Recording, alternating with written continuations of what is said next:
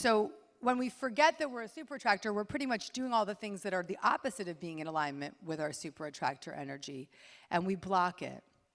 And I actually did this thing where I surveyed my Instagram audience, and I asked them, how many of you feel as though you're blocking your manifesting power? 96% said yes. So if you feel that feeling of you're blocking your manifesting power, let's begin by calling that out and getting super clear about what's up, okay? What is up with that? There's one big way that we block our manifesting power, particularly those of us in these spiritual rooms. And this is what I call the manic manifester. And you're going to know right away if this is you. This is the person who is like, oh my God, Gabby, I'm reading all the books and I'm like doing all the meditations and I'm like doing Kundalini and like I'm like mantras, and I'm like feeling really good, but like I'm just not attracting what I want. So that manic energy, like, is that sexy? Like, no.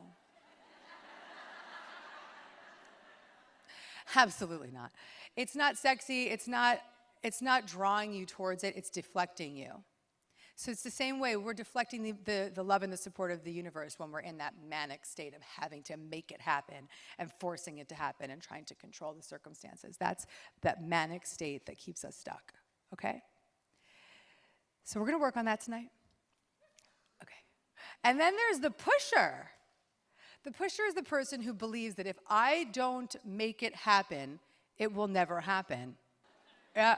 If I'm not forcing it into being, then it will not be. This is the opposite of a super attractor energy. This is an energy that is forceful, that is pushy, that is frantic, that is chaotic, that's probably making lots of mistakes and forcing and trying to make it happen. And also, this is an energy of someone who feels very alone because they don't recognize that there is support around them and they don't allow that support into their life. Then there's a big one, which is the judger. When we're judging and comparing and separating ourselves from others, ultimately what we're doing is turning our back on the universe, turning our back on God, turning our back on the real truth, which is that we are interconnected, that we are love. And whenever we're judging, we're just judging somebody because we are not recognizing a disowned part of our own shadow. So in that place of judgment, we feel guilt, lonely, shame, separation, low energy, sad, uncomfortable. That energy of separation, low vibe, guilt, that doesn't feel good, right?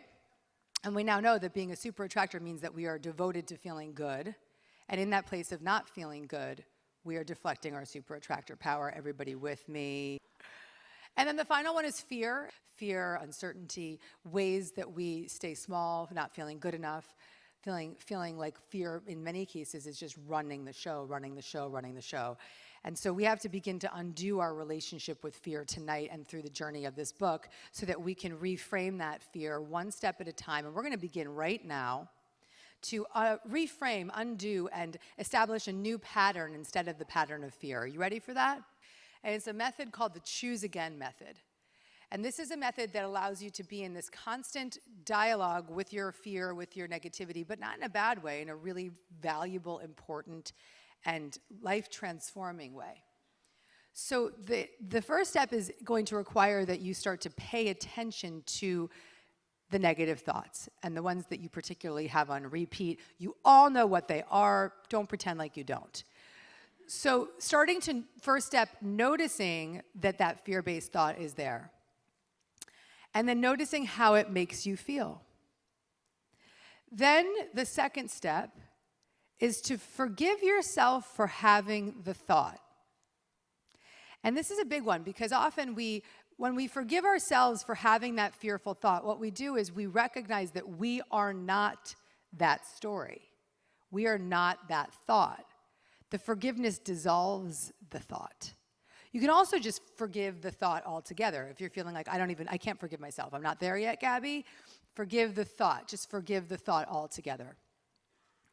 Then the third step is to choose again. Choosing again is a simple step, but it is quite profound, and it requires our commitment and our desire to feel better. And when we choose again, what's simply happening is we're reaching for the next best feeling thought. Choose again reach for that next best feeling thought.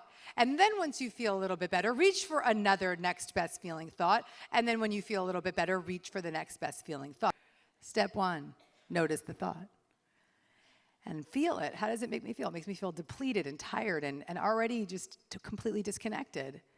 So I forgave the thought in step 2, and most importantly, forgave myself for going back into the old pattern and said, okay, we did it again, let's just relax. And then I chose again.